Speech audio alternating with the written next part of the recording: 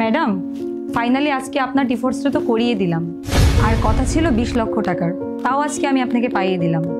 আর প্রতি মাসে কোনো কথা ছাড়াই আপনার ছেলের জন্য আপনার কাছে 25 থেকে 30,000 টাকা আসতেই থাকবে। এখন আপনার সাথে আপনার ছেলেও আছে, তারপরেও যদি আপনার কোনো ডিমান্ড থেকে থাকে কোনো ব্যাপার না, এখনও আপনার হাতে অনেক সময় আছে।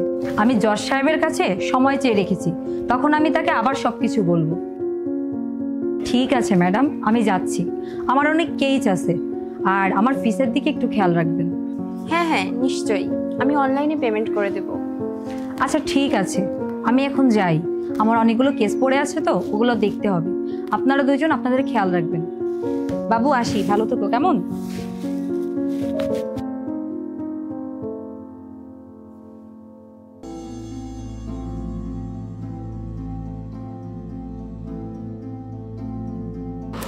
মা মা ওই যে বাবা।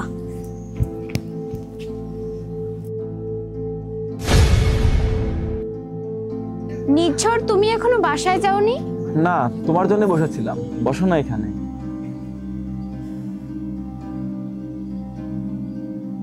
তাহলে প্রীতি, ফাইনালি আমাদের ডিভোর্সটা হয়ে গেল। হ্যাঁ, 7 বছর ধরেই তো চেষ্টা করতেছি, আর এখন 5 মিনিটেই হয়ে গেল। আচ্ছা প্রীতি, তোমার সঙ্গে একটা কথা ছিল। ওই যে কোর্টে যে 20 লক্ষ টাকার কথা হয়েছে না, ওই টাকাটা না এখন আমার কাছে নেই। কিন্তু হ্যাঁ, এর বদলে তোমাকে আমি একটা ফ্ল্যাট দিয়ে দিব, ওটা তুমি রেখে দিও। আর হ্যাঁ, আমাদের বাড়ির সামনে একটা জমি আছে না, যেটা আমরা আগের বছর কিনেছিলাম, ওটা আমার নামে আছে। কালকে ওটা তোমার নামে করে দিব। আমি আমার উকিলকে বলে রেখেছি, ওটা তখন তোমার নামে করে দেব। নির্ঝর, তুমি এ কেমন কথা বলছো? তুমি তো কোর্টে 20 লক্ষ টাকা দেওয়ার কথা বলছো, তার বদলে একটা ফ্ল্যাট দিলেই হচ্ছে। আর তুমি যদি সবকিছু আমায় দিয়ে দাও, তাহলে তোমার কাছে কি থাকবে? আর একটা কথা না, তোমাকে বলতে আমি ভুলে গিয়েছিলাম। আমার কাছে কিছু সোনা আছে, কিছু আমি কিনেছিলাম আর কিছু আমার মা দিয়েছিল, ওটা না তোমার কাছে রেখে দিও। এগুলো না আমাদের ছেলের বিয়ের সময় লাগবে। আমার ছেলের বিয়েটা কিন্তু ধুমধাম করে দিবে, বৌমাকে সাজিয়ে আনবে এগুলো। তুমি আগে আমায় এটা বলো, আমাদের ছেলের বিয়ে হতে তো এখন অনেক সময় বাকি, তুমি তো তখন আসবে, তখন না হয় তোমার বৌমাকে নিজের হাতে দিয়ে দিও। বিয়ে পর্যন্ত বেঁচে থাকলে তারপর তো আসবো, তাই না? সেই পর্যন্ত বাঁচবে মানে কি বলতে চাচ্ছ তুমি? তুমি কি আমার কাছ থেকে কিছু লুকাচ্ছ? প্রীতি, আমার না ক্যান্সার ধরা পড়েছে, আমি এখন এটা লাস্ট স্টেপে আছি। নির্ঝর, এটা কখন হলো? আর কখন এটা তুমি জানতে পারলে? আমাকে কেন জানাওনি সবকিছু? আমি তো অনেক আগে থেকেই জানতাম, কিন্তু তুমি তো বারবার বলতেছিলে তোমার ডিভোর্স লাগবে, ডিভোর্স লাগবে, তাই তোমাকে আর আমি বলি, বা বলেই বা কি লাভ? নির্ঝর, আমি তোমার ওয়াইফ, এটা জানার আমার পুরো অধিকারই ছিল।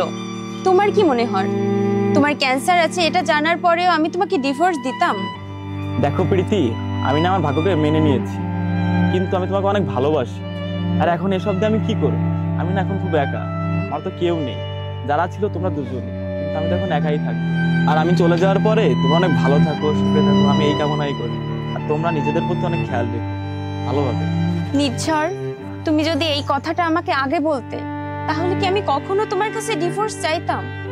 প্রীতি, ডিভোর্সের পরে তো আমরা এমনি আলাদা হয়ে যাব, আর মারা গেলে তো আমাদের এমনিতে আলাদা হতে হবে। তাই বেঁচে থেকে তোমার উপর বোঝা হতে চাই না।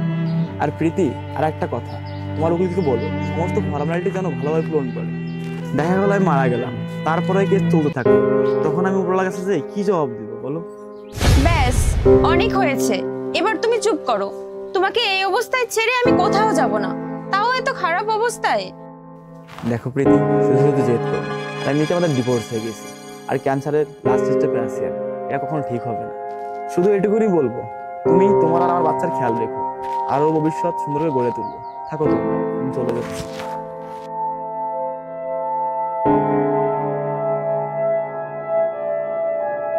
বাবা প্লিজ তুমি যেও না, আমি তোমাদের দুইজনের সাথে থাকতে চাই।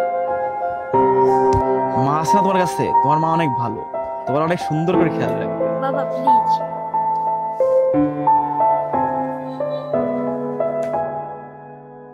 মা প্লিজ বাবাকে থামো না, আমি তোমাদের দুইজনের সাথে থাকতে চাই। নির্ঝর শোনো প্লিজ, যেও না।